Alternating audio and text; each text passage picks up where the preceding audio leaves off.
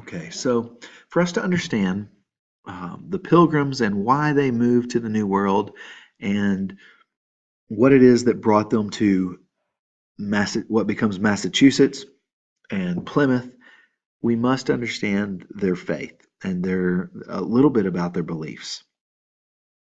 And we must do that in a way that is actually historical. We must recognize that historically they had their faith was extremely important to them, and that it guided their actions, and recognize that they were true believers, that they were not doing these things simply for political reasons or to make their lives more comfortable or anything like that, but that they believed what they were doing was um, honoring to God and was what they should do.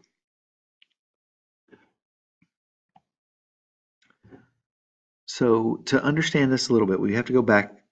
So if we remember that the Pilgrims came to the New World in 1620, we need to go back 100 years, really 103 years, to Martin Luther in 1517, with the beginning of the Protestant Reformation.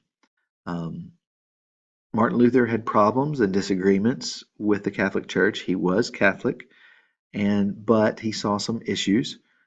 He initially tries to make some changes within the church, but he does not agree with the church in some significant ways and does not believe that the changes that they are willing to make are significant enough.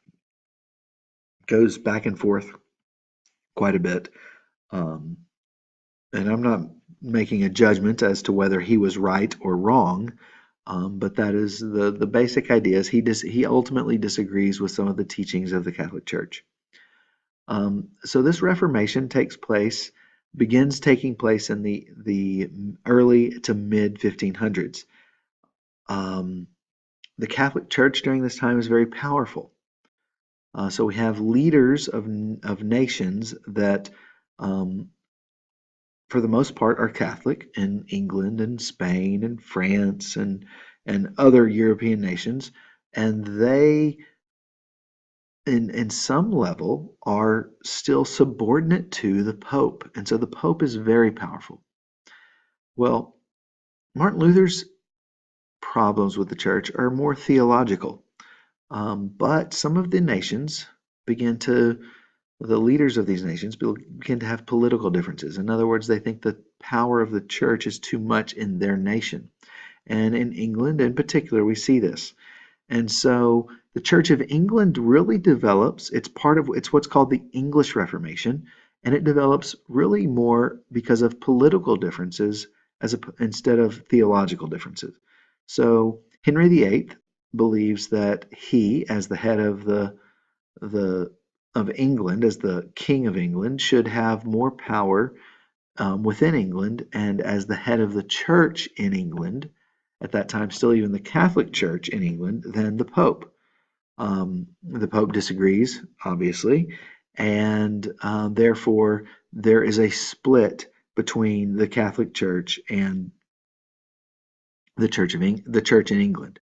According to the Pilgrims, the Church of England is still very Catholic because their disagreement with the Church is political. They don't actually disagree with most of the teachings, the theological teachings of the Church. They disagree with who should kind of have power. Now, that may be a bit of an oversimplification. There are some other issues there, but that's the basic thinking and ideas of the time. Now, the Pilgrims, their problems are more theological. In other words, more fundamentally, they believe that the Catholic Church, and still, even with the Reformation that does happen in England, with the Church of England, there's still too many things that have been added to the faith that are not found in the Bible. Um, and so they say that all of these additions are not biblical and therefore are not accurate and are not marks of a true church. And they say that only true believers should be members of a true church, which sounds kind of like, well, you're being very legalistic or strict here, but it's actually not that uncommon even still today. If you want to join a church, many times you have to say, well, yes, I agree to these particular beliefs. Now, to attend a church, you don't, but to become a member of that church, you often will have to say, these are the things that yes, I believe these things as well. And so the Pilgrims believed that. They believed if you were going to be a member of the true Church of Christ, you had to believe certain things. And they felt like the things that the Catholic Church and the Church of England believed were not signs of true belief in God and in Jesus Christ. And so they had differences. And therefore they said we must separate.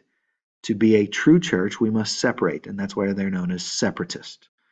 So pilgrims they never called themselves pilgrims. They were part of this Reformation, and they were separatists. They believed they must separate from the Church of England to be a true church. Well, what turns out to be the easiest way for them to separate from the Church of England is to actually move to a new place. They initially want to move to Holland, um, but they have problems there. And so when they have the opportunity to move to the New World, they take that chance because once they can move to the New World, uh, the King of England will have much less influence over their lives, and they can run their lives the way that they think they should. And so, to understand the Pilgrims and their thinking, we must really recognize that their actions are based on true belief in what they were doing.